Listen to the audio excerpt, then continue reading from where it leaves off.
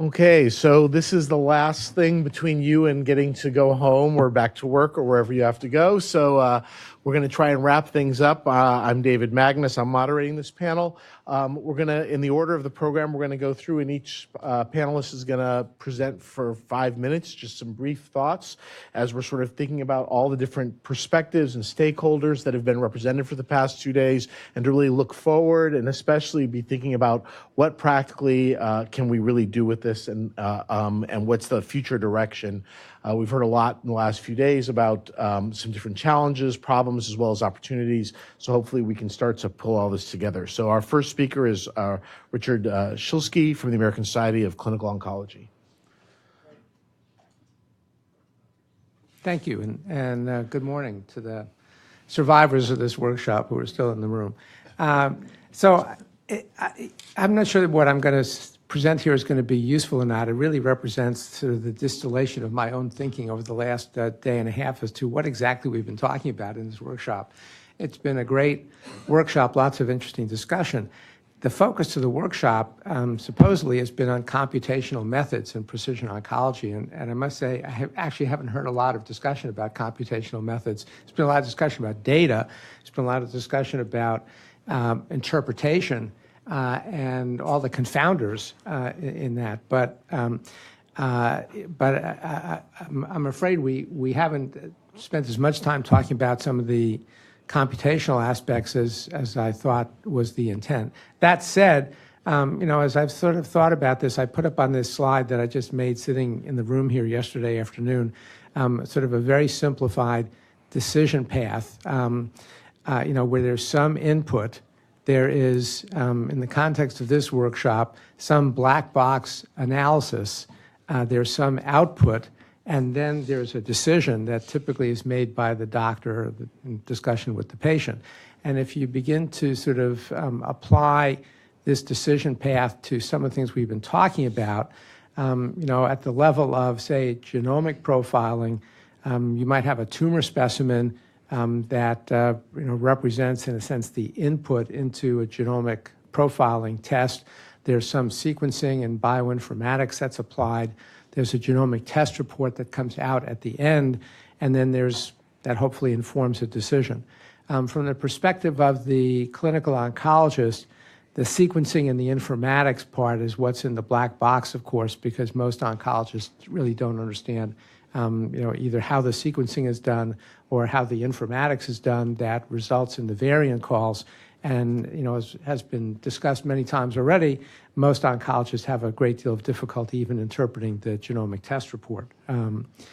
If you advance this further to the idea of computational algorithms, here you might say that the input is the genomic data itself, or some other biological data. And of course, then you immediately get to the question of, well, how good is that input? And that's been brought up already in other contexts in this workshop. Then you have what is often this black box computational algorithm, oftentimes proprietary. It's impossible to understand what goes into it. And it generates some sort of clinical report that may or may not be easy for the physician to understand. And yet there's some expectation that that helps prompt a decision. And whether or not the doctor should or can understand what happens in the black box, I think is a matter that we can discuss further. But if you think about a very simple and now well-accepted algorithm, the Oncotype DX test, which was mentioned yesterday, which has now been exceedingly well validated in clinical trials. I think many oncologists don't necessarily recognize that that test is a gene expression test based on 21 genes, 16 of which are supposedly tumor-specific, 5 of which are housekeeping genes, and they have no idea how the expression analysis is done, how the genes are weighted, or what goes into generating the recurrence score, which is the output of the test. And I think most oncologists wouldn't care. They accept at face value that this is a test that's gone through an extensive validation process and that the recurrence score actually provides information that can be useful to them. So I sort of boil some of the challenges down to a few points, that all of which have been mentioned already. We have to keep in mind that right today, most genomic results are still not actionable. If you go on the FDA's website, which I did a while ago, so it may have been updated since, there's a table there of, I think it's, actionable genomic alterations, and there are 11 alterations that are listed, not 250, not 500, not, these numbers that all these genomic profiles are testing for. There are 11 that are listed. So we have to keep that in mind.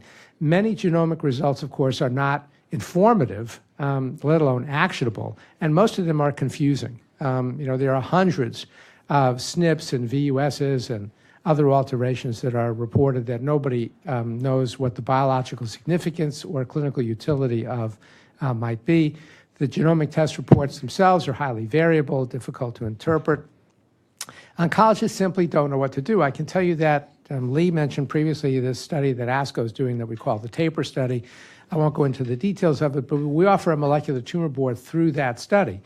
And it's required that the doctor who has a genomic test report on a patient propose a treatment with one of the drugs offered in the study based on the genomic test report.